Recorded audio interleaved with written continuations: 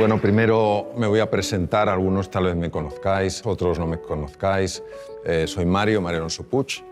Mi trayectoria fundamentalmente está muy basada en la medicina, en la cirugía, 26 años en quirófanos en distintos países y siempre muy marcada por el interés de cómo un médico puede verdaderamente conectar con otro ser humano y ayudarle a hacer frente a desafíos que a veces son francamente serios.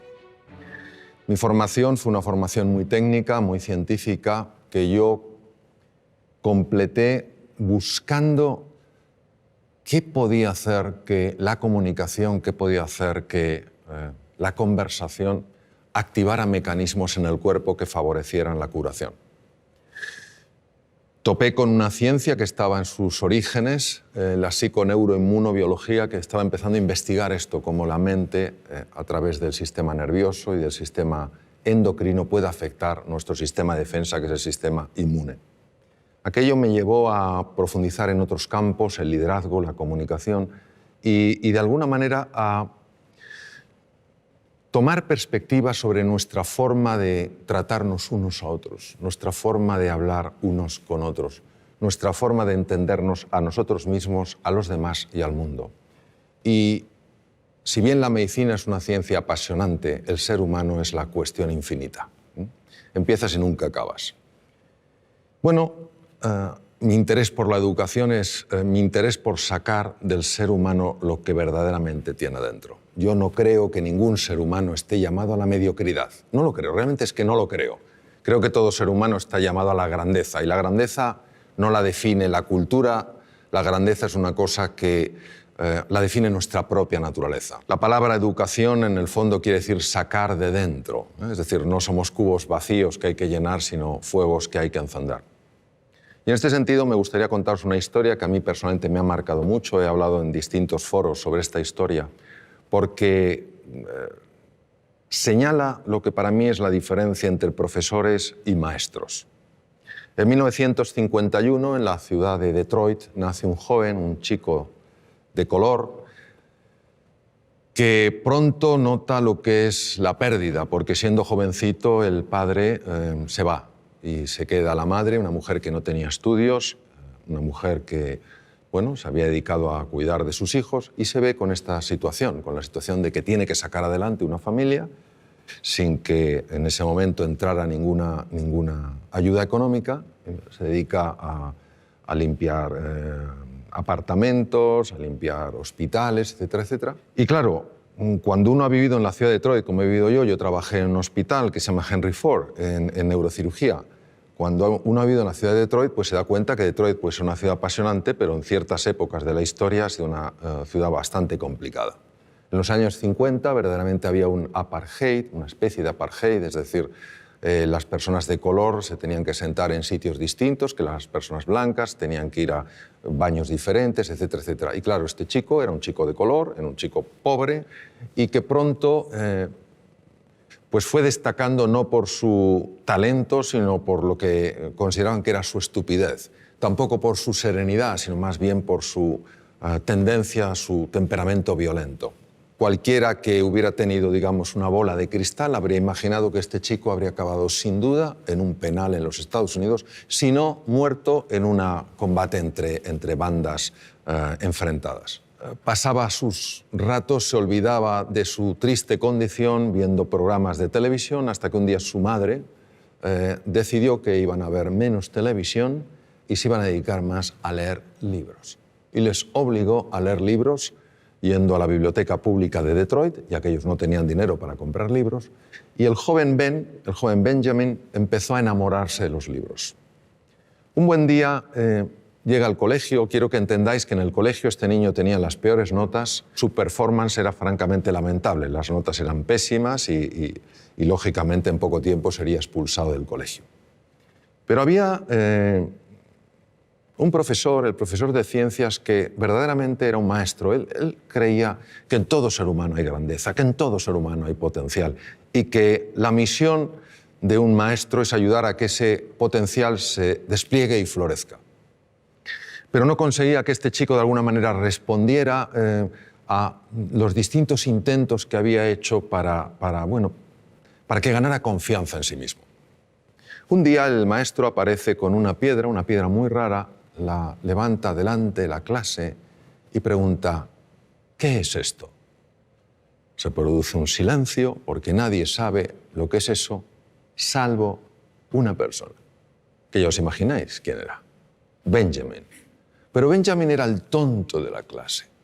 La primera pregunta es ¿por qué lo sabía Benjamin? Benjamin lo sabía porque en la biblioteca pública se había dedicado a leer libros de ciencias y por casualidad o sincronicidad, quién sabe, había encontrado libros sobre minerales y había una foto de esa piedra. Pero ¿vosotros pensáis que el tonto de la clase se atreve a hablar? No, porque tú mismo ya matas la respuesta antes de que nazca, es imposible. Si no lo sabe el resto, tengo que estar equivocado aunque parezca que estoy en lo correcto. Pero el profesor sostenía en la roca. De verdad que nadie sabe lo que es esta roca. Y tímidamente el joven Benjamin alzó la mano.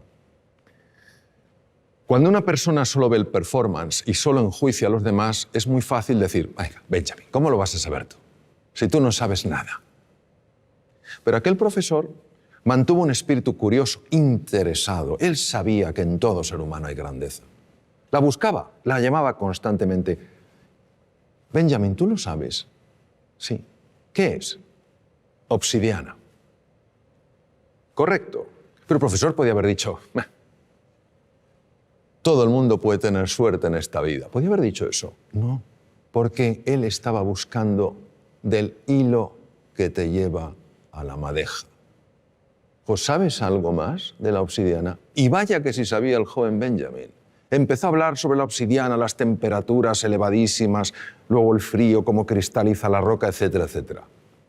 Lo que podría parecer una cosa sencilla, sin más importancia, banal, supuso un antes y un después en la vida de este chico, porque este chico recuperó la confianza en sí mismo, creyó que era posible aprender, creyó en sí mismo, creyó que a pesar de su triste cuna, por decirlo de una manera, podía tener un brillante futuro.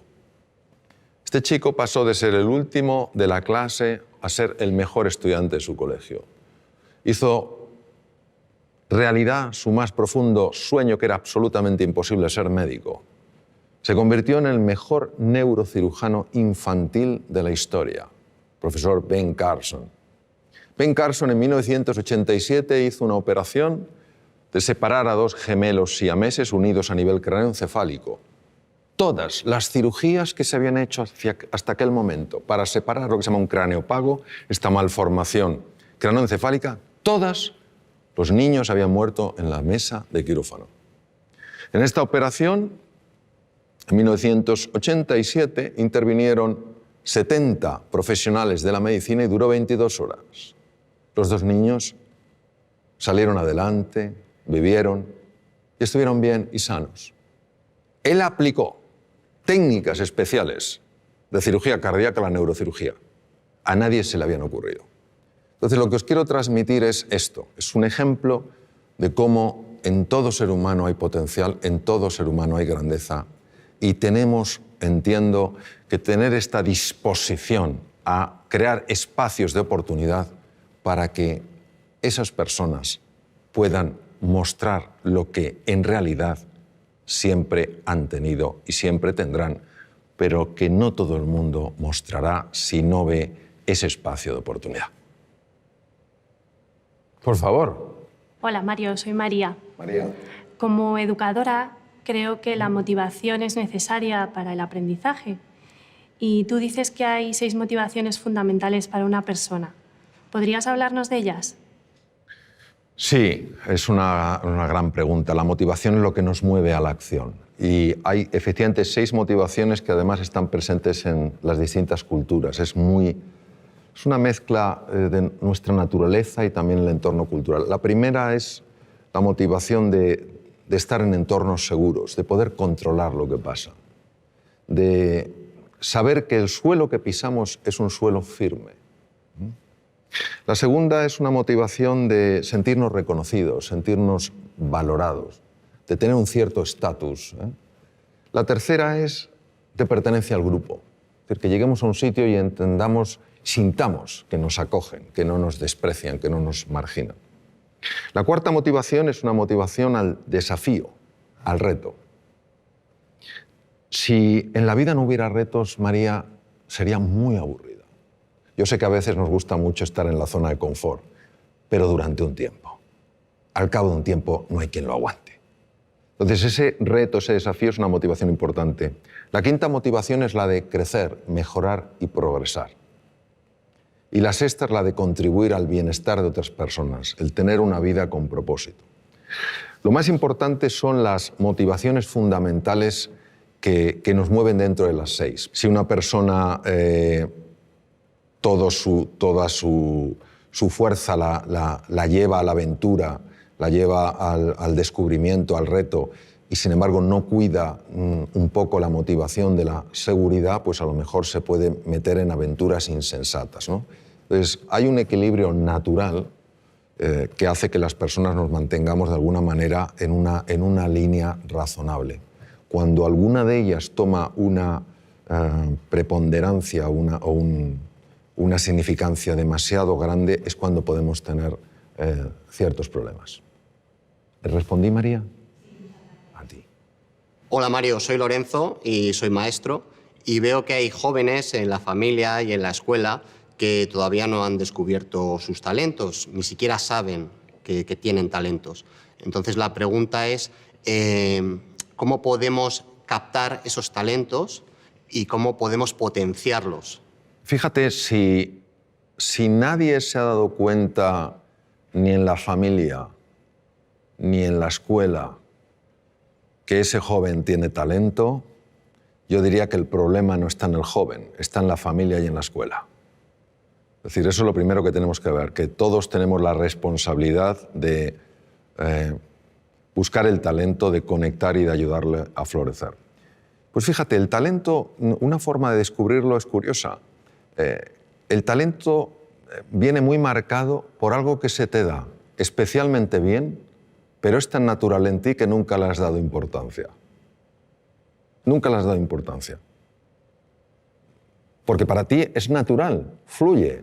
Y con frecuencia los demás te lo dicen, pero no te lo dicen como, oye, vaya talento tienes, sino mejor, oye, qué bien se te da hablar, qué bien se te da escribir, qué bien se te da dibujar, qué bien se te da moverte, qué bien se te da resolver conflictos. Y como es natural, no le das ningún valor. Mi experiencia a lo largo de los años me viene a mostrar que uno ha de buscar el talento en aquello que le es natural, porque el talento siempre deja huella, siempre se expresa. Y hay cosas que nos pueden parecer que son irrelevantes. Yo, por ejemplo, me decían de jovencito, oye, cuando cuentas una historia es que nos quedamos absortos. Yo jamás pensé que esto tendría tanto impacto con mis enfermos. Cuando les contaba a mis enfermos las cosas, cómo íbamos a luchar juntos contra la enfermedad, etcétera, etcétera, y yo veía que se producía un estado de ánimo en ellos sorprendente, tampoco pensé que eso tuviera especial valor, ni que me dedicara luego en la segunda etapa de mi vida mucho más al tema de la comunicación, a escribir. Pues eso es lo que quiero decir, que todo ser humano tiene un talento y ese talento va dejando huellas, va mandando mensajes y tenemos que ser un poco más sensibles para entender que el talento tiene muchas formas. Y luego, por otra parte, te diré, Lorenzo, que es muy importante mirar a todo ser humano como se mira aquello que ves como sumamente valioso. De toda la conversación, lo más importante es la forma de mirar. Porque la forma de mirar tiene la capacidad de transmitir con enorme hondura cómo tú estás viendo a esa persona. Cuando tú miras a un ser humano como se mira aquello que es valioso, como somos espejos frente a espejos, esa persona empieza a reconocer su propio valor. Y en ese reconocimiento es más fácil que cualquier talento, cualquier capacidad encuentre un espacio natural para desplegarse. Yo creo que para mí eso es clave. Ver a todo ser humano como grandeza en potencia. Unos lo expresarán en mayor o menor grado, pero esa grandeza está en todo ser humano. Hola Mario, mi nombre es Antonio, soy maestro de educación primaria Y mi pregunta es la siguiente. En alguna entrevista mencionas a Gandhi, que sabemos que era abogado de formación, pero nunca ganó ningún pleito. Pero, sin embargo, podemos decir que llegó a cambiar el mundo. Entonces, ¿nos podría explicar este ejemplo y, sobre todo, cómo aplicarlo al ámbito educativo? Sí, la historia de Gandhi es una historia verdaderamente, yo diría, sorprendente. Gandhi padecía lo que se podía llamar una enorme timidez, una timidez profundamente limitante. Como tú has comentado, él se formó como abogado en Inglaterra, ejerció en Bombay y no ganó ningún pleito. Un abogado tiene que tener una buena retórica, tiene que tener una buena capacidad de comunicación. No la tenía. Tuvieron un problema, un familiar que vivía en Sudáfrica, tuvo un problema legal y consideraron la familia que si el joven Mohandas, su nombre es Mohandas, Mahatma quiere decir alma grande, Mohandas Gandhi fuera allí, a lo mejor en el camino se espabilaba, como cuando se manda a un hijo o a un sobrino que se va al extranjero, a ver si con el aire se espabila. Y entonces, ¿qué pasa? Que algo le sacudió profundamente la injusticia que vio. Y este es un punto clave, porque cuando el corazón de un ser humano es tocado con tal nivel de impacto, el cerebro empieza a operar de una forma radicalmente distinta. Entonces Gandhi fue un hombre que ya ni siquiera movilizaba a la gente por su capacidad de comunicación, su simple presencia ya movilizaba. ¿Qué nos quiere decir esto? Nos quiere decir un poco pues lo que hemos estado hablando antes, que no cabe duda que el elemento genético cuenta, ¿cómo no va a contar? No es el definitivo. Marca una tendencia, pero no determina. Influye, pero no determina. ¿Qué ocurre? Que para que uno dé la vuelta a esa tendencia tiene que tener una fuerza, una motivación. Antes preguntaba María por la motivación. Una motivación lo suficientemente potente para que el cerebro empiece a trabajar de una manera radicalmente distinta. Es lo que te diría. Por eso nunca hay que dar a nadie por perdido. Imaginemos que hubieran dicho, este Mohandas, que no sabe ni siquiera hablar en un juicio. El ser humano siempre nos va a sorprender. Es lo que te diría yo. Y enhorabuena por tu profesión porque es preciosa. Y a la edad en la que tú intervienes, el impacto es impresionante. Impresionante. Mi nombre es Pablo y te quería preguntar ¿cuál es para ti la clave de la educación? Querer a los niños. Para mí la clave de todo en la vida es querer. Querer a las personas con las que estás, quererte a ti, querer a la vida, querer a la naturaleza, querer el progreso, querer el bienestar, es querer. Porque si tú quieres, vamos a suponer que estamos hablando de educación infantil, si tú quieres a un niño, harás todo lo que esté en tu mano para ayudarle a salir adelante. Si tú quieres a un enfermo y le quieres de verdad y no sabes hacer una operación quirúrgica determinada, buscarás a una persona que la haga mejor que tú. Es querer. Donde el ser humano entiendo que tiene un desafío es en el querer, pero en el querer de verdad a la otra persona. Querer que salga adelante, querer que florezca, querer que sea plenamente feliz. Y cuando esto se ha aplicado en entornos como la medicina, los enfermos están más sanos. Cuando se aplica en la empresa, la gente es más feliz.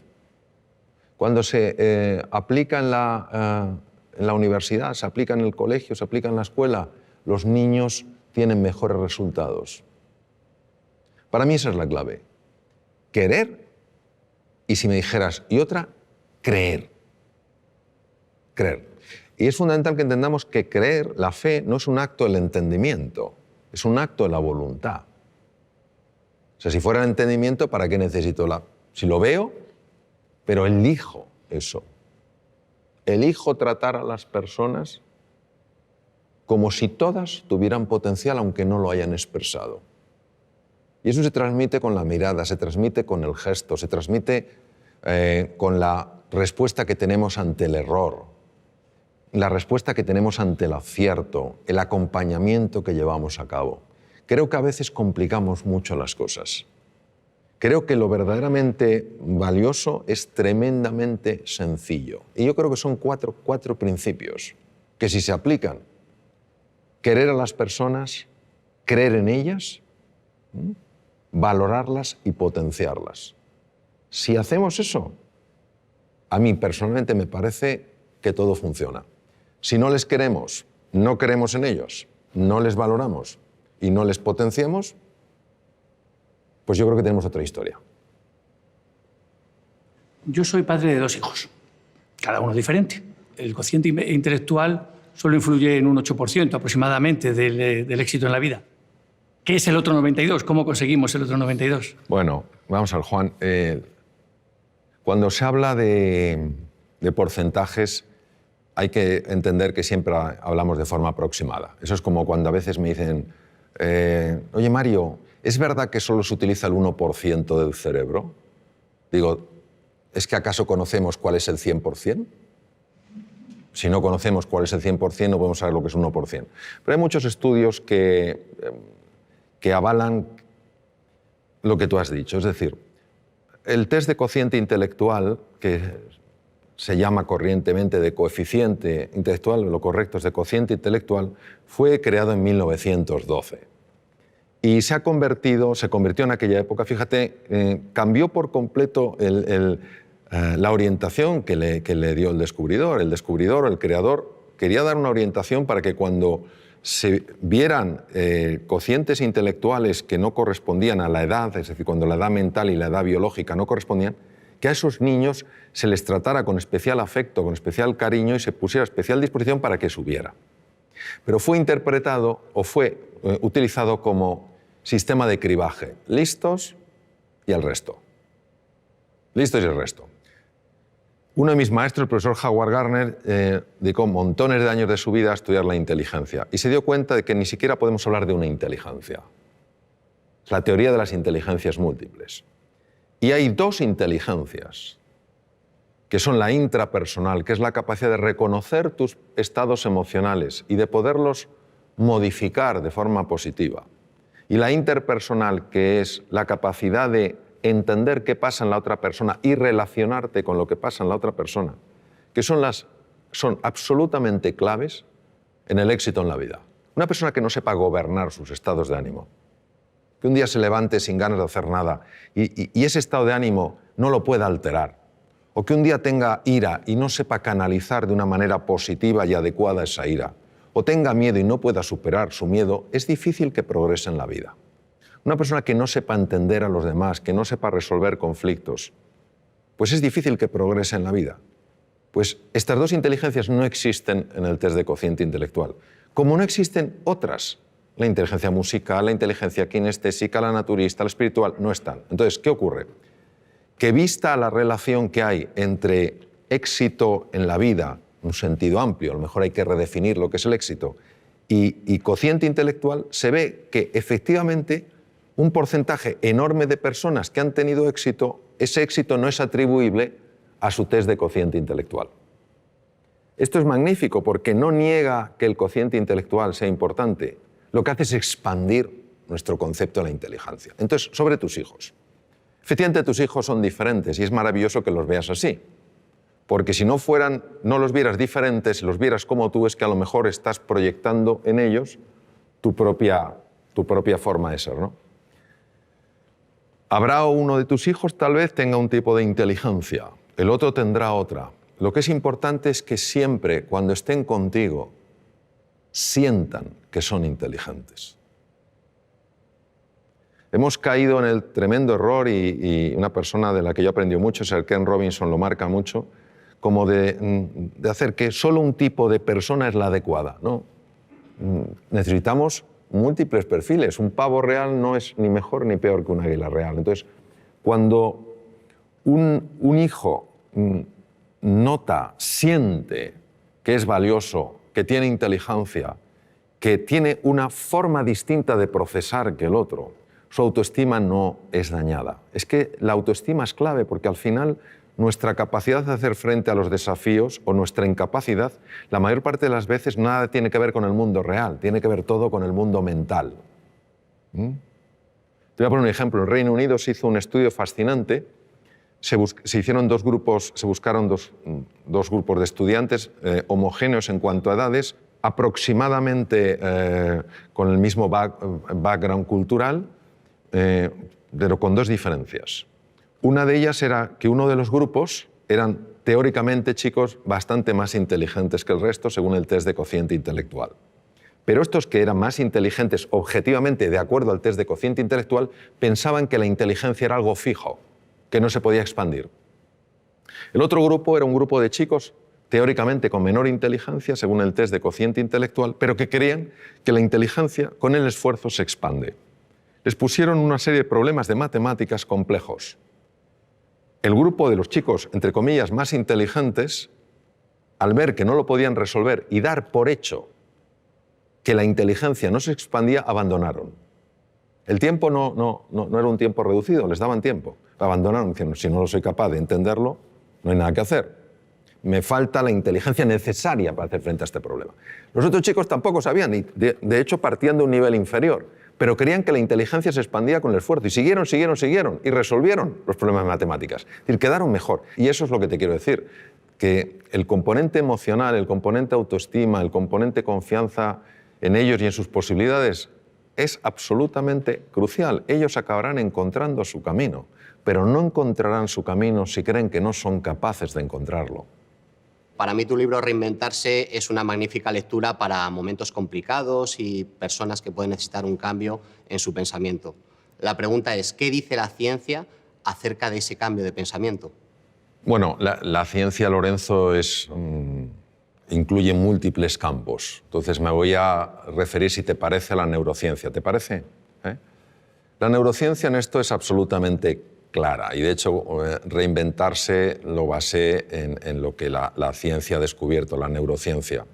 Sobre todo lo que se llama la neurociencia afectiva, ¿no? Cómo el cerebro procesa las emociones y los afectos. Sentimientos y emociones están conectados, pero son dos cosas distintas.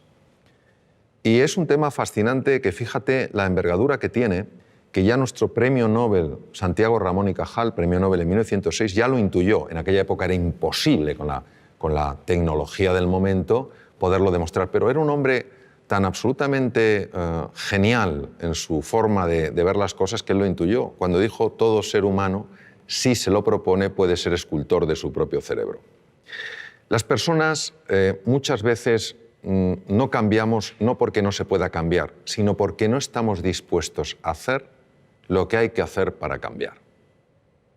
Ni tenemos el nivel de inspiración y de ilusión suficiente como para estar verdaderamente comprometidos y levantarnos después de cada caída, ni tenemos una estrategia que funcione y que podamos aplicar, ni a veces tenemos la disciplina necesaria para ir incorporando ciertas prácticas en el día a día.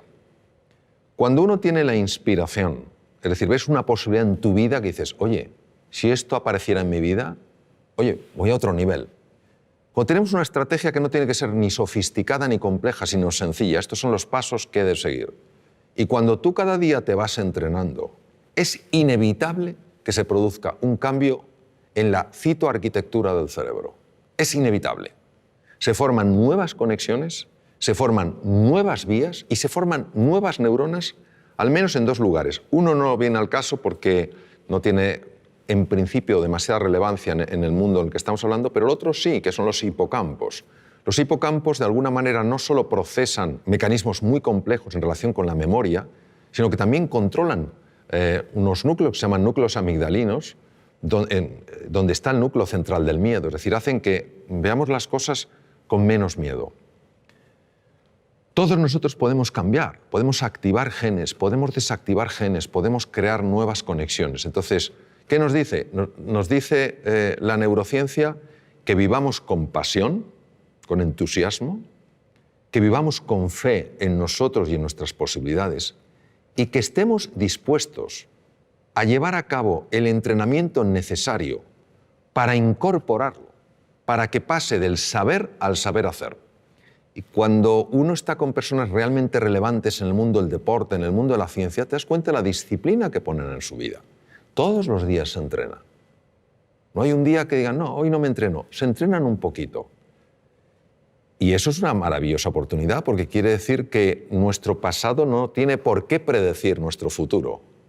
Si una persona quiere cambiar cómo ha vivido hasta ahora, lo puede hacer. Ahora necesita estos ingredientes. Un verdadero entusiasmo, una motivación que le genere el compromiso, una estrategia que sea razonable, no tiene que ser compleja, y una práctica constante para que al final no haya nada que creerse, porque tú mismo lo puedes verificar. Por ejemplo,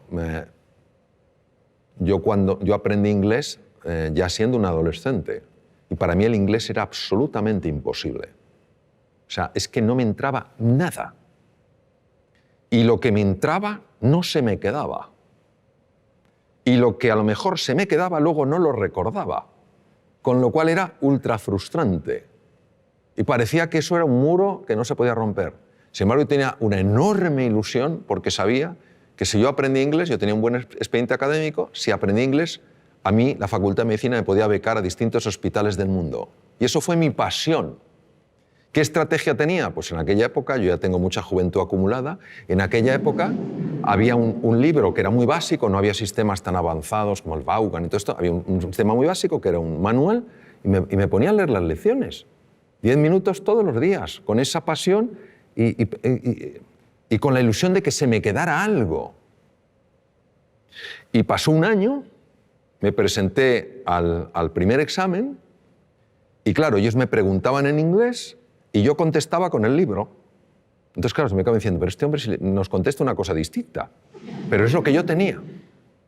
Entonces, claro, pero yo seguí y al año y medio se me abrió la cabeza y empecé a absorber el inglés como si fuera una esponja marina. Hoy casi me manejo también en inglés como en español.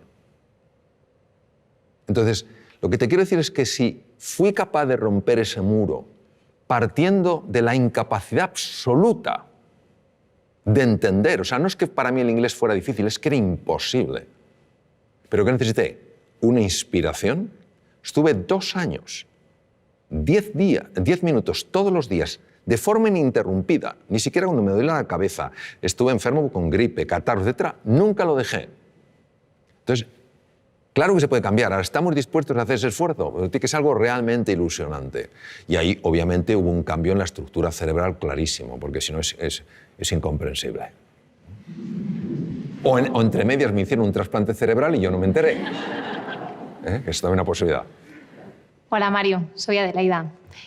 Como madre de 2 hijas, nos ocupamos en casa de decirles que son queridas, a pesar de que no se coman toda la comida que tienen en la mesa, a pesar de que cometan equivocaciones, incluso a pesar de que discutimos y peleamos. El caso es que tienen dificultades cuando se enfrentan a situaciones nuevas. Entonces, ¿cómo podemos hacer nosotros como padres para ayudarles a que se enfrenten a esos miedos? Pues viendo que nosotros nos enfrentamos a los nuestros. ¿Sabes lo que pasa? Yo también tengo 3 hijos y resuena mucho conmigo o resuena mucho en mí lo que dices tú. Es difícil que los hijos aprendan valentía de los padres, porque les queremos tanto que nuestro miedo a que les pase algo, nuestro miedo a que sufran, nuestro miedo a que lo pasen mal, hace que muchas veces tomemos una actitud hiperprotectora. Y a veces son amigos suyos, otros familiares, los que dicen atrévete, prueba esto, etcétera, etcétera. Entonces, yo te diría, en relación a tu pregunta, es decir, como madre, ¿qué puedes hacer? Bueno, en primer lugar, entender que es normal que nuestros hijos se den golpes, es normal que nuestros hijos experimenten frustraciones y es normal que experimenten dolor, si no, no hay crecimiento. Y a veces los tenemos un poquito entre palmitas, como que no le pase nada, no vaya a sufrir. No. Yo lo que te diría es que hagas 3 cosas. Lo primero es valorarles. Tú ya les estás valorando. Les valoras como personas. La segunda es desafiarles. Es importante que les desafíes para que ellos crezcan. Y la tercera es acompañarles. Es decir, que muchas veces no se sientan solos en el desafío. Hay desafíos que verdaderamente para todo ser humano y en unos niños el que corresponde a su edad, da mucho miedo.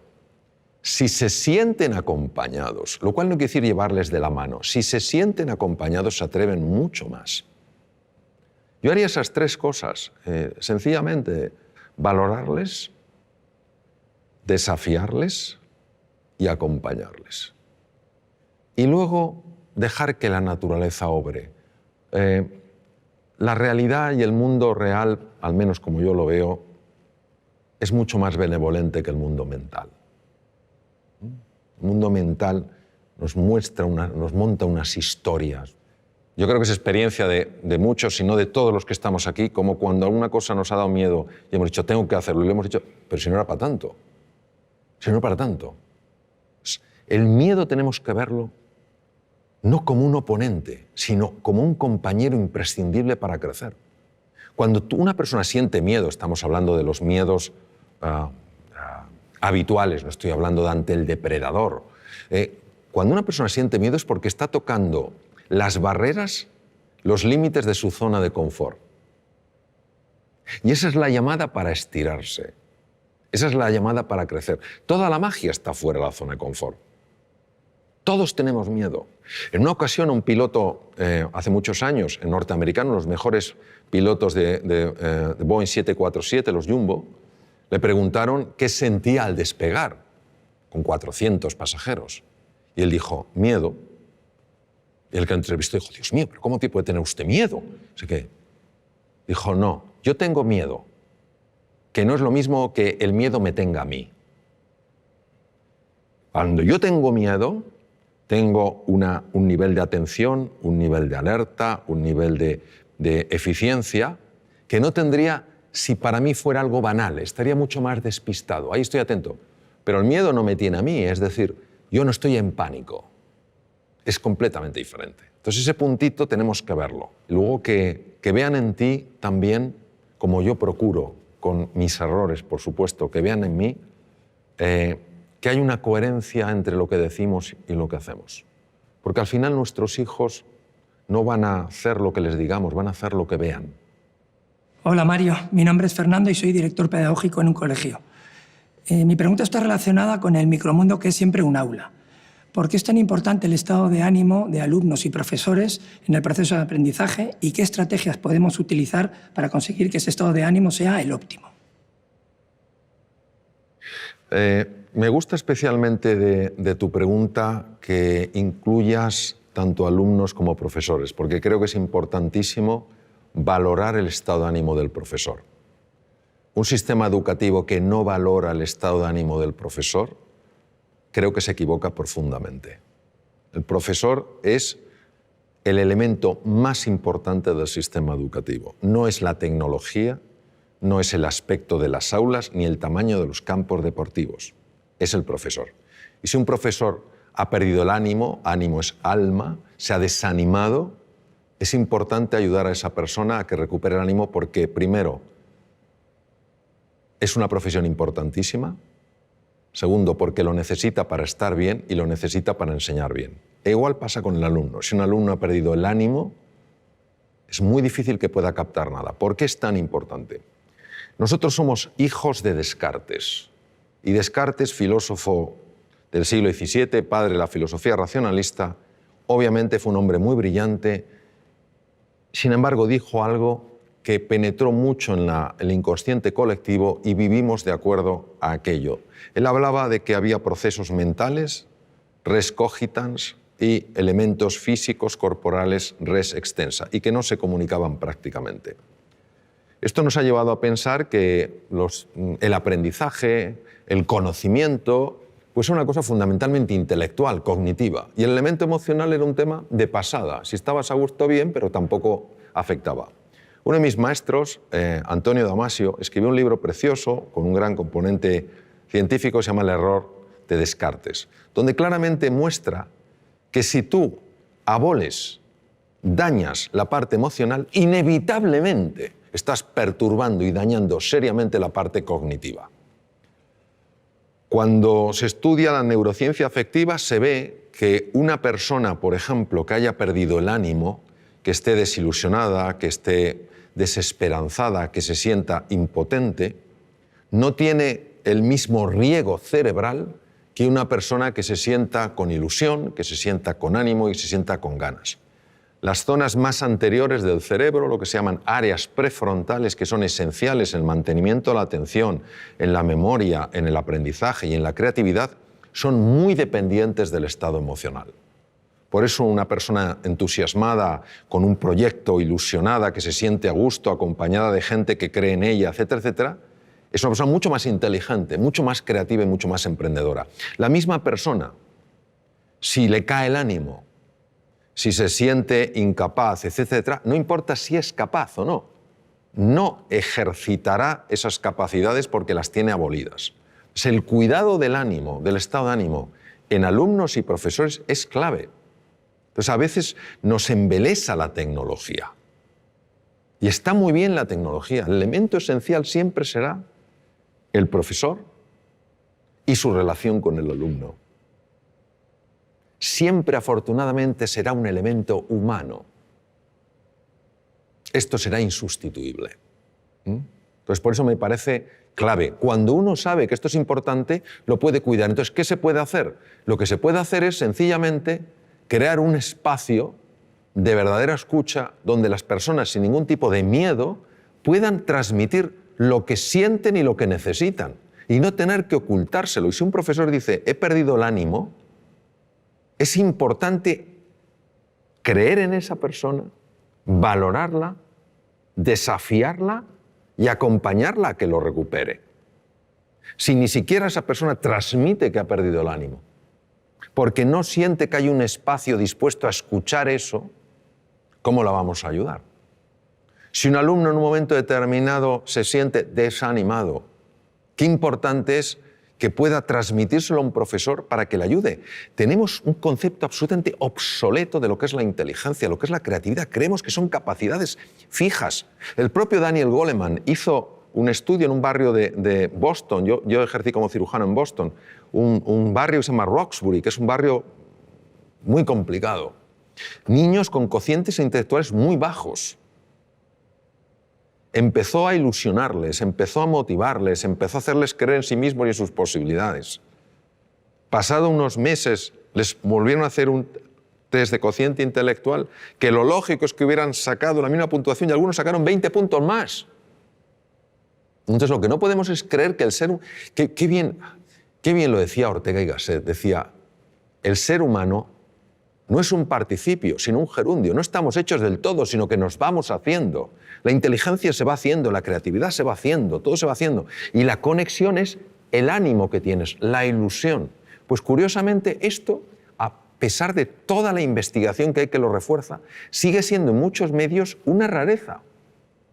Es como una conversación que no se tiene. Parece que estamos en el siglo XVII. Que hemos avanzado mucho tecnológicamente, pero no tenemos el tipo de conversación que a lo mejor podríamos tener para tocar temas de esta envergadura. Y no hay nadie que no tenga momentos con el ánimo caído y necesite que alguien le ayude a levantarlo.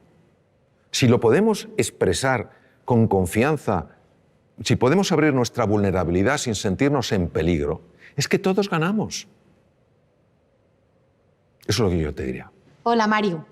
Me gustaría que nos contaras algunas técnicas, consejos o pautas que transmitir a nuestros hijos cuando se ponen nerviosos ante un examen. Esa situación de estrés, de nervios que vivimos, ¿cómo manejarla?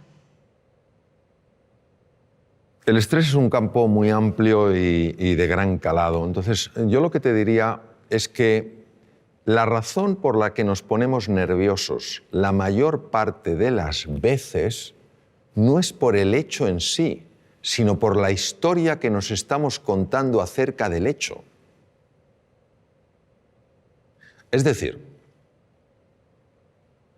hay un examen y esto obviamente es una prueba.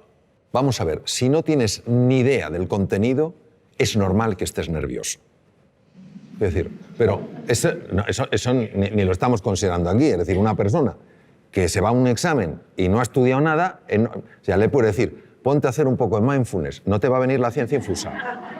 No te va a venir la ciencia infusa. O sea, no te va a venir la ciencia infusa. Entonces, estamos hablando de una persona que por lo menos ha hecho un esfuerzo, tiene un cierto conocimiento del contenido y lo que quiere es expresarlo bien. ¿Por qué se pone especialmente nerviosa esa persona? Por lo que se está contando a sí misma. Hay un diálogo interno que es absoluto ruido mental que está diciendo, anda que si sale la pregunta que no te sabes, anda que si no lo escribes bien. Es un discurso que ha sido fotografiado con técnicas de resonancia funcional magnética en cuanto a activación de centros cerebrales, ¿no?, que corresponden a ese discurso, ¿no? Yo te diría que hay varias cosas que sabemos que ayudan a reducir ese estado de ruido, vamos a llamarlo ruido mental, es decir, ese nerviosismo como consecuencia de ruido mental. En primer lugar es hacer ejercicio físico. El ejercicio físico por sí solo tiene la capacidad de reducir el ruido mental. El ejercicio físico no implica apuntarse a un gimnasio, sino moverse más. Segundo lugar, poderlo hablar con alguien de confianza, poder hablar el sentir, poder contar el sentir. Y a veces, si no tienes a nadie, escribe lo que te preocupa, pero en un papel tan pequeño que casi no lo puedas ver. Porque el cerebro está interpretando que si puedes poner el problema en un tamaño tan pequeño es que el problema no es tan grande. ¿Vale? La siguiente cosa que te diría es que se entrenen en una cosa que cada vez tiene, pero por pura lógica, más difusión, que es todo lo que es los estados contemplativos de la conciencia, que no es más, o mindfulness, que lo único que significa es que se entrene en prestar atención a las cosas que son reales, como su respiración, como las sensaciones del cuerpo, porque el otro es mental. Entonces, cuando la narrativa no recibe la misma atención, empieza a tener menos impacto. Y hay una cosa que es clave en el adiestramiento, y yo he visto su tremenda eficacia, que es acostumbrarte a traer la atención al aquí y a la ahora. Es decir, por ejemplo, vamos a suponer que uno de tus hijos está preparándose para el examen y está nervioso como puede estar uno de los míos, y cualquiera de nosotros. Esto es una cosa que todos podemos compartir y relacionarnos perfectamente con esa situación. Entonces, claro, empieza a pensar, no, si hubiera estudiado más, si ya me lo decía mamá, no veas tanta tele y estudia un poco más, y no lo he hecho. Anda que si ahora lo hago mal el examen. Fíjate qué cosa, qué truco tan sutil y demoledor de lo que se llama la mente dualista. Te está llevando para atrás a lamentarte y te está llevando al futuro a preocuparte. Te priva de fuerza en el presente. Y una cosa que procuro entrenar todo lo que puedo es cuando veo que me estoy lamentando de algo del pasado, inmediatamente vengo al presente. Porque caemos en la tentación de pensar que cuando miro atrás para lamentarme de algo no lo volveré a repetir. Es mentira. Es un truco para que te sientas fatal. Eso es como cuando uno ha decidido reducir su ingesta, lo que come, y llega el momento del postre. Y se acerca el camarero y te dice, por cierto, la especialidad aquí son los postres. Y entonces tímidamente preguntas, ¿no tendrá algo de chocolate? Y dice, señor, la mejor tarta de chocolate del mundo. Entonces es como un deseo irrefrenable de comerte esa tarta de chocolate. Entonces te la comes y cuando te la has comido empiezas a sentirte culpable. No me la tengo que haber comido. Es la misma mente jugando de tal manera que te tenga siempre atrapado. Primero, hace que esa tarta de chocolate sea absolutamente tentadora. Y lo segundo, hace que te sientas culpable. Yo me pregunto, ¿hay alguien que por sentirse culpable ha cambiado alguna conducta? No. Llega la próxima tarta de chocolate y vuelves a caer. Entonces, lo que te quiero decir, cuando se habla tanto del aquí y el ahora, parece que tiene una connotación metafísica o filosófica. No es así, es tremendamente práctica. Cuando tú estás aquí y ahora, la mente no tiene la capacidad de meter tanto ruido. Lo que genera nervios es la mente. Pongamos el ejemplo de un opositor. Este sí que es un examen donde una persona se juega 3, 4, 5 años de estudio, 13 horas diarias, saliendo como mucho un día o medio día a la semana, y hipotecando toda su vida profesional a ese examen. 300 temas, se lo sabe. Llega, le dan al bombo, tema 120 y se queda en blanco. Se retira, se levanta la silla, se va y justo le sale el tema 120. ¿Se lo sabía? Sí. ¿Por qué no ha salido? Porque la narrativa ha empezado a decirle, nunca serás notario. Ese es el problema. Es un entrenamiento. Porque hay que ir en contra de un condicionamiento mental previo. El tema es, ¿cuánto nos va a costar? Yo no creo que esa es la pregunta. La pregunta es hasta dónde nos puede llevar. Hola Mario, soy María. ¿Nos podrías contar qué es el mindfulness y cómo funciona y qué evidencias científicas tiene? Sí, claro que sí, María. Lo que pasa es que lo voy a contar de una manera muy visual, porque yo creo que lo vamos a ver mejor. Vamos a suponer que tú y yo estamos dando un paseo, entramos en un parque y vemos un lago, no muy grande, pero un lago. Entonces nos asomamos a ver qué hay en el fondo del lago y si el lago es profundo o no lo es. Pero no podemos ver el fondo. ¿Por qué no lo vemos, María? Porque está el agua turbia. Muy bien. Una de ellas es que el agua esté turbia. Si el agua está turbia, no podemos ver el fondo. Y si el agua no estuviera turbia, sino que fuera absolutamente cristalina, ¿por qué no vemos el fondo? Pues a lo mejor no vemos porque ese agua está agitada. Vamos a suponer que conseguimos que ese agua se serene, que ese agua se tranquilice. Entonces podemos ver el fondo, que puede tener una gran profundidad, ¿verdad? ¿Y qué hay en el fondo? En el fondo puede haber grandes tesoros, ¿no? Me permito recordar que algunos de los mejores tratamientos oncológicos que hay en la actualidad se han obtenido de esponjas marinas. Hay grandes tesoros, grandes oportunidades y también podemos ver cosas pues, que no tendrían que estar ahí. Plásticos, basura en el fondo del mar que está haciendo daño a la naturaleza, ¿correcto? Eso es lo que hace el mindfulness. Nuestra mente está agitada y como está agitada, no vemos nuestro potencial, ni tampoco vemos aquello que nos está lastrando. Cuando conseguimos que ese agua, esa mente se serene, empezamos a ver cosas en nosotros y a experimentar sensaciones y a experimentar realmente descubrimientos, revelaciones en el sentido de cosas que estaban veladas y se ven, que tienen un poder transformador en la vida. Y también empiezas a ver aquellas cosas que no habías visto de ti y que realmente te están haciendo la vida difícil. Y a veces, para poder limpiar un poco el agua, hay que descubrir dónde está la suciedad. Esto es lo que permite el mindfulness. El mindfulness es un ejercicio puro de la atención para serenar esa mente que por razones que todavía no conocemos está agitada. Y como está agitada, no podemos reconectar con nuestro potencial oculto, ni sabemos por qué tantas cosas que son pequeñas nos alteran de una manera tan grande. El mindfulness ya está descrito en la literatura india desde el Bhagavad Gita de hace 3.500 años, cuando Krishna le dice al príncipe Arjuna, la mente es difícil de manejar como el viento, y cuando cerca del Nepal el príncipe Gautama Siddhartha, Sakyamuni Buda, el primer despierto según el lenguaje sánscrito, descubre que el dolor es parte de la vida, pero el sufrimiento lo genera este movimiento de la mente.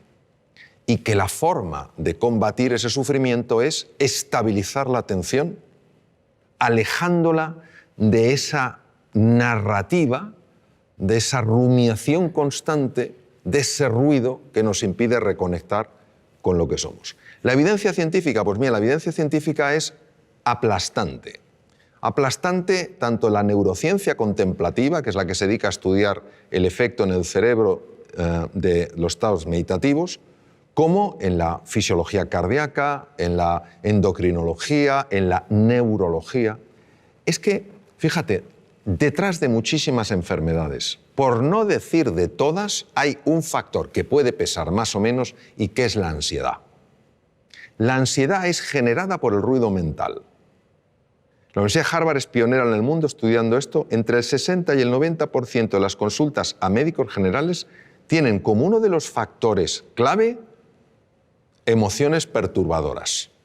Vivir en la ansiedad, vivir en la desesperanza, todas estas cosas. Entonces, eso es lo que hace el mindfulness. A nivel de cerebro, pues por ejemplo, a nivel de cerebro unas cosas que hace es reducir el volumen de la amígdala. La amígdala, que no son estas, están en el cerebro. La amígdala es un núcleo que contiene grupos de neuronas muy relacionadas con el miedo y con la ira.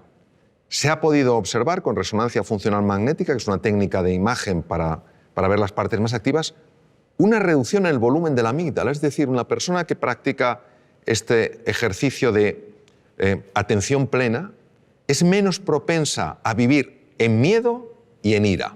Imaginemos lo que es esto para la humanidad. En segundo lugar, se ha visto un aumento del tamaño de la corteza prefrontal del lado izquierdo, que es muy importante, por ejemplo, porque tiene un enorme impacto en el sistema de defensa del cuerpo, el sistema inmune. Otra cosa que se ha visto es que un sistema que se llama sistema red neuronal por defecto, que es la que hace que estemos distraídos, empieza a amortiguarse y otra red, que se llama red ejecutiva central, es mucho más activa, es decir, favorece que te des más cuenta de lo que pasa. Esto es importante, por ejemplo, para reducir la incidencia de accidentes. Se ha observado, por ejemplo, cambios en el sistema de defensa, en el sistema inmune. Gente que ha practicado mindfulness sin tener experiencia previa en absoluto durante 5 días a la semana a lo largo de 2 meses, 20 minutos cada día, han tenido aumentos entre el 12 y el 20% del sistema inmune. Alguien dirá, pues eso no es mucho. Ah, que te suban el sueldo un 12, un 20%. Mirad lo contento que te pones. Claro, una subida de un 12%, un 20% del sistema inmune es que no te cojas una gripe o no te cojas un catarro, o si estás lidiando con un tumor, que tu cuerpo sea mucho más agresivo. Mejoras en el tubo digestivo. Te voy a contar una cosa que es alucinante. A mí me lo parece. El tubo digestivo controla el 80% del sistema de defensa del cuerpo. Está ahí. El tubo digestivo constituye otro cerebro, complejísimo, con 500 millones de neuronas. Cuando una persona está súper-tensa, cuando una persona está llena de ansiedad, empieza a producirse el paso de sustancias feas, quiero decir, nocivas, desde la luz del intestino delgado y a veces del colon, a la sangre. Y pueden dar lugar a procesos inflamatorios generalizados que ya se están empezando a relacionar como uno de los factores, uno solo, que podría tener su conexión con el Alzheimer, por ejemplo. Hace más difícil el control de la glucosa.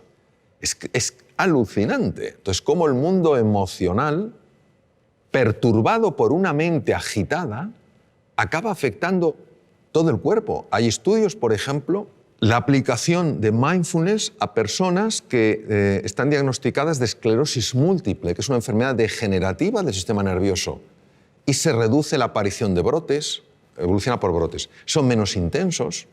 Se está aplicando un montón de cosas, es decir, y además por centros tremendamente serios, donde la investigación no es cuestionable ni anden buscando especiales resultados, sino que están muy bien controlados. Lo que pasa es que esto, que tiene 3.500 años de antigüedad, solo le hemos dado una credibilidad cuando una serie de científicos se ha decidido a estudiar qué ocurre en el cerebro y en el cuerpo cuando una persona entra en estos estados de enfocarse en el aquí y en el ahora. Y también nos ha ayudado a darnos cuenta de la jaula de grillos que tenemos en la cabeza. Y que es una cosa difícil de creer. Que te pasa una cosa que te disgusta por la mañana y te está rumiando hasta la noche. Pues parece que somos vacas.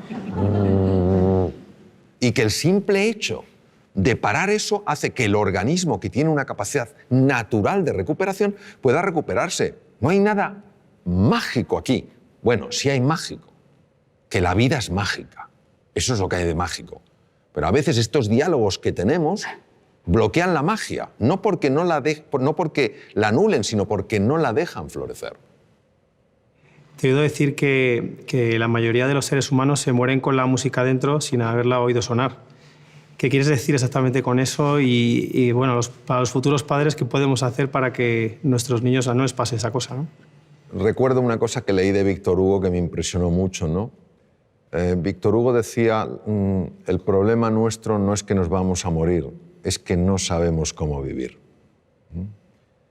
Y había un filósofo danés, Søren Kierkegaard, que decía, la vida solo se puede vivir mirando hacia adelante, solo se puede entender mirando hacia detrás.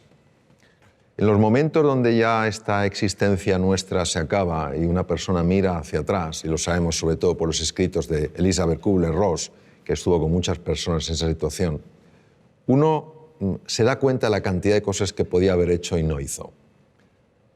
Cuando yo hablo de la música, yo creo que todo ser humano tiene música. Lo que pasa es que está acostumbrado no a oír su música, sino a oír su ruido. No tiene nada que ver el ruido con la música.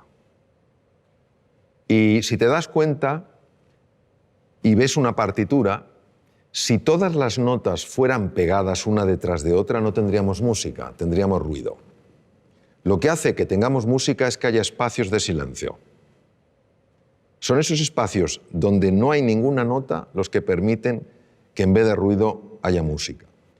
¿Qué quiero decir? Quiero decir que esta vida, yo creo que el tiempo que la vivamos es una vida para vivirla con intensidad, con dificultades, con desafíos, que nos enfoquemos en lo que realmente es relevante. Que cuando llegue el final de nuestra vida, digamos como Neruda, confieso que he vivido. Que podamos decir, confieso que he vivido la vida y no que la he visto pasar. Y esa toma de conciencia, esa reflexión es lo que creo que nos puede ayudar sencillamente a que la música emerja, porque el ser humano está llamado a eso, a hacer sonar su música. O sea, todos tenemos una música y es una música preciosa, todas diferentes, todas complementarias. Eso es lo que quiero decir, que no nos conformemos con vivir una vida de ruido, sino que vayamos encontrando esa música a base de enfocarnos en las prioridades, para que al final de nuestra vida podamos decir, como decía Neruda, confieso que he vivido. Hola Mario, soy Charo y mi pregunta es la siguiente. ¿Por qué los humanos tropezamos 100 veces con la misma piedra? Bueno, me temo que en este caso la respuesta será de menor nivel que la pregunta. Yo creo que los seres humanos tropezamos 100 veces sobre la misma piedra por falta de humildad. La humildad es para mí la virtud más grande que existe porque es para una persona probablemente la más difícil de vivir plenamente, que no es la modestia, no es ser una persona así apocada, es la humildad de corazón. Cuando una persona es realmente humilde, y no lo digo por mí porque desafortunadamente no lo soy, pero sí por personas con las que he estado, grandísimos seres humanos con una humildad aplastante, son personas que tienen mentalidad de principiante. Es decir, puede ser un premio Nobel y te está escuchando como si fuera un alumno tuyo. Pero ¿yo qué le puedo enseñar a este hombre? Pero está plenamente ahí. Cuando comete un error, lo que más le interesa no es buscar culpables ni en él, ni en ella, ni en los demás, sino averiguar qué es lo que ha pasado. Es una mentalidad mucho más científica, interesada, curiosa, que una mentalidad enjuiciadora. Porque creo que cuando una persona es humilde y tropieza con una piedra, está dispuesta a reconocer que ha tropezado con una piedra y no a intentar ocultarse ante sí misma o ante los demás qué ha sucedido. Porque creo que cuando una persona es humilde y tropieza con una piedra, se deja asesorar, pregunta, escucha, pide ayuda y se deja ayudar. Creo que nuestra soberbia nos mata, literalmente. No queremos aceptar las cosas como son. Queremos que sean a nuestra medida. Queremos que la vida se pliegue a nuestros deseos. Por eso no fluimos con la vida. Cuando aparece algo que no nos gusta, nos preguntamos ¿por qué? En lugar de ¿para qué? Y todo eso creo que es lo que hace que nos cueste aprender. Y si yo lo llevara a una metáfora, creo que la vida se vive en plenitud cuando el que pilota el coche es la conciencia y en el copiloto va el ego. Pero cuando el ego es el que pilota, Te puedes tropezar 100, 1000, 100.000 y nunca aprenderá. Bueno, creo que ha llegado el momento ya de terminar. Aparte de expresaros mi profunda gratitud por las dimensiones tan amplias y profundas de vuestras preguntas, pues un poco resumir, tal vez desde otro ángulo, lo que hemos estado hablando, que es que el ser humano es indivisible. O sea, una persona puede tener un hígado, pero una persona es más que su hígado. No somos casos clínicos interesantes, sino seres humanos completos. Y que la faceta física, el cuidado del cuerpo, de la nutrición, el hacer ejercicio físico es muy importante. La faceta mental, dormir bien, dormir suficiente es importante. Es más importante dormir que comer, fisiológicamente hablando. Que la faceta mental es clave, que tenemos que aprender todos a gestionar mejor nuestra mente, a enfocarnos en lo esencial, a usar un lenguaje que nos ayude, no que nos anule, a interpretar las cosas de una forma que nos permita salir adelante, no quedarnos atascados, ¿no? Que el elemento afectivo es esencial, buscar lo positivo en las cosas, más que los porqués, los paraqués, más que los esques, pues tal vez los hayques, a lo mejor más que solo me queda, pues los aún me queda, ¿no? Y que luego hay una dimensión espiritual en la existencia humana que es muy importante y que nos abraza a todos, que es la vida con propósito, es decir, que nuestro propósito no es solo experimentar la felicidad, sino ayudar a otros seres humanos también a ser felices. Decía Martin Buber, un magnífico filósofo alemán, decía que se puede vivir como si fueras el centro de una circunferencia o se puede vivir como si fueras el centro de una elipse. Qué bonito, porque la elipse tiene dos centros, tú y yo, y así es como se construyen nosotros. Yo creo que todos en la dimensión espiritual lo que estamos llamados es a construir un nosotros, a ayudarnos en este viaje fascinante que es la vida, en nuestras distintas facetas, y que la educación, se valore o no, es increíblemente valiosa. ¿Cuántas cosas no tendríamos que padecer si las hubiéramos aprendido a edades más tempranas? ¿Cuántos conflictos no surgirían si los hubiéramos aprendido a resolver en un entorno escolar cuando éramos más jovencitos? ¿Cuántos dones conoceríamos si los hubiéramos descubierto? Entonces, la educación es tarea de todos y yo creo que nuestra responsabilidad es, cada uno en la medida de sus posibilidades, ayudar a valorar verdaderamente no solo la importancia de la educación, sino la enorme importancia del maestro, la enorme importancia de la relación con el estudiante, valorar al estudiante porque es la persona que está en el momento cumbre de la vida para aprender y descubrir, y entender que esto puede dar un gran sentido a nuestra vida, porque no es solo lo que nosotros logremos, es también el legado que vamos dejando y que puede afectar a muchas generaciones.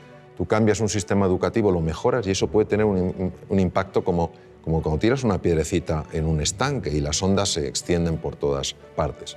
Pues eso, os animo a que cada uno, donde esté, como pueda, en la manera en que vea, viva de acuerdo a unos principios que en el fondo lo único que buscan es darle al ser humano su verdadera dignidad y su grandeza. Gracias.